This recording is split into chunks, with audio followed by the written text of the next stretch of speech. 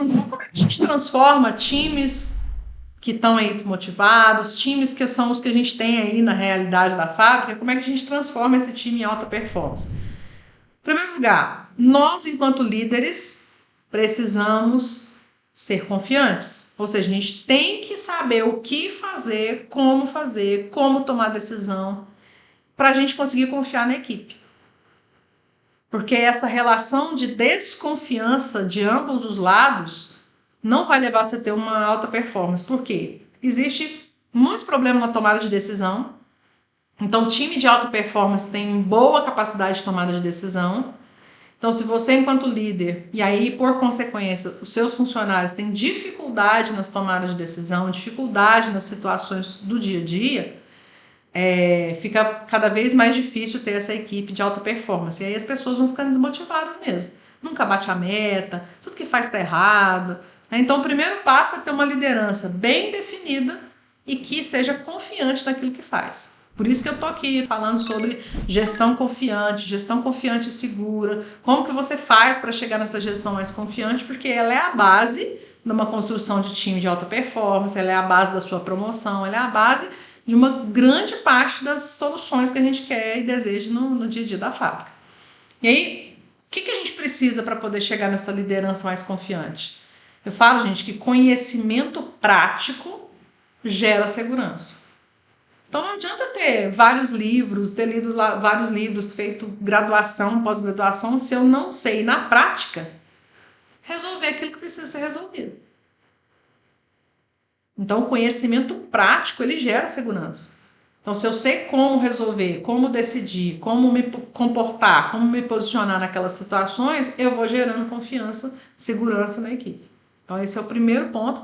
Inclusive é uma das premissas que a gente trabalha dentro da comunidade VRI, exatamente isso. A gente ter conhecimento compartilhado, colaboração, colocar todo esse conhecimento compartilhado em prática para a gente gerar a segurança que é necessária para a gente ir para esse caminho. Segundo ponto, autogerenciamento, ou seja, time de alta performance é um time que é mais autônomo. O que eu quero dizer com autônomo, gente? Não é aquela equipe que tudo precisa do líder. Já viram equipes assim? Que o líder não pode ir no banheiro. O líder não pode participar de 1 hora de reunião. Que o caos já fica instalado na produção. Isso significa que a equipe é extremamente dependente, que tem pouca autonomia, ou seja, o líder não está confiando que essas pessoas podem resolver pequenos problemas até que, por exemplo, essa pessoa volte do almoço, ou volte do café, ou volte de uma reunião. Então, quanto mais dependentes as pessoas são, menos autônomas elas são. E aí nós temos um grave problema de performance. Porque muitas vezes a fábrica vai parar porque a pessoa não sabe o que fazer. Então ela para e espera. Espera alguém dar fé que a fábrica está parada para poder resolver o problema. Eu gosto de fazer um paralelo, quem já me acompanha aqui mais tempo sabe que eu faço muito paralelo com criação de filhos. É a mesma coisa, imagina vocês com filhos adolescentes. Então o filho está ali, saindo da pré-adolescência, indo para a adolescência, o que é o desafio do pai, né? Pai e da mãe? É começar a dar uma autonomia para essa criança, pré-adolescente, que já vai começar a entrar numa outra fase, da vida, começar a ter autonomia. Então, às vezes ir numa padaria, às vezes ir no mercado, ir para a escola, sozinhos. Isso gera autonomia porque você confia, primeiro você ensina, depois você confia. E quando acontece o contrário, pai e a mãe extremamente centralizador, super protetor, aí continua levando na escola criança já com 1,70 m de altura, 12, 13, 14 anos, vai levar, não vai numa padaria.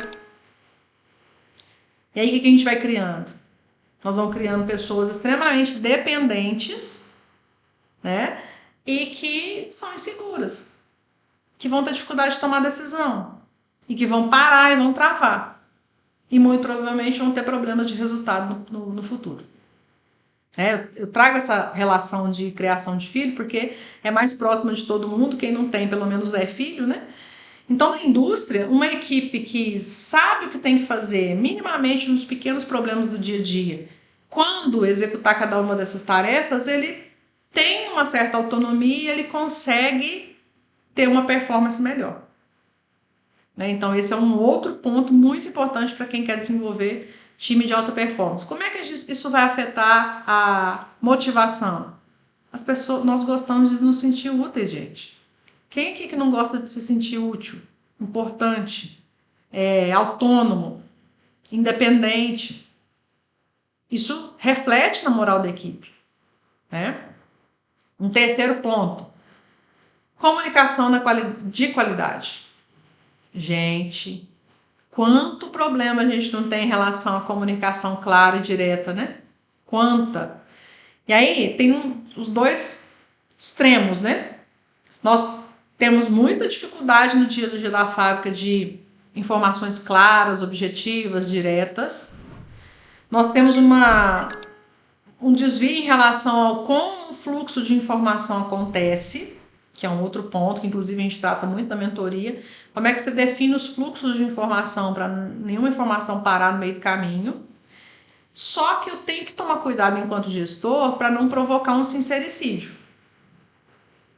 Aquela história de ser sincero a qualquer custo. Muito cuidado. Comunicação clara não tem nada a ver em você ser sincero num nível que machuca, que deixa a pessoa ofendida. Então, muito cuidado. E aí, quando a gente vai nessa linha, se eu faço uma comunicação clara, objetiva, direta, e eu sei por que eu faço aquele trabalho que eu faço, ou seja, eu, enquanto gestor, explico para o meu funcionário por que ele faz aquele trabalho que ele faz.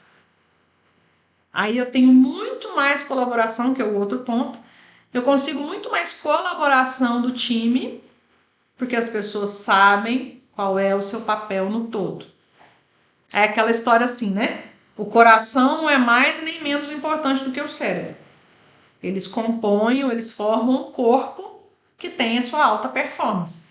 Então não adianta eu querer falar assim, a produção é mais importante do que a manutenção, que é mais importante do que a qualidade. Não existe, não dá para dentro de um organismo chamado fábrica você ranquear a área mais importante, não.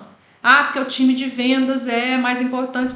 Gente, se você não tiver o time de vendas, realmente você não vai vender o produto. Mas se você não tiver o produto, você não vai adianta você vender. Então, é uma relação que não dá pra gente ranquear quem é o mais ou o menos importante. Cada uma das áreas é necessária. E se a gente mostra isso para cada uma das pessoas do nosso time, inclusive, fica muito mais fácil eles colaborarem tanto internamente com o time, quanto com os outros times externos. Que é uma grande dificuldade quando a gente tem aí as interfaces entre as áreas, né? O ruído de informação, uma área intolerante com a outra e por aí vai. Então, a gente aumentar a colaboração entre as áreas, isso vai te ajudar a ter uma equipe de alta performance, com certeza. E o aprendizado contínuo. Então, hoje a gente não fala nem mais sobre melhoria contínua, né, gente? Nós passamos da linha da melhoria contínua. É aprender a todo momento. Então, a gente aprende do momento que a gente nasce até o último suspiro. Então, esse aprendizado que a gente tem aqui, esse aprendizado que a gente tem na fábrica, na prática, o aprendizado que a gente vai para a escola, tudo isso é construção de conhecimento.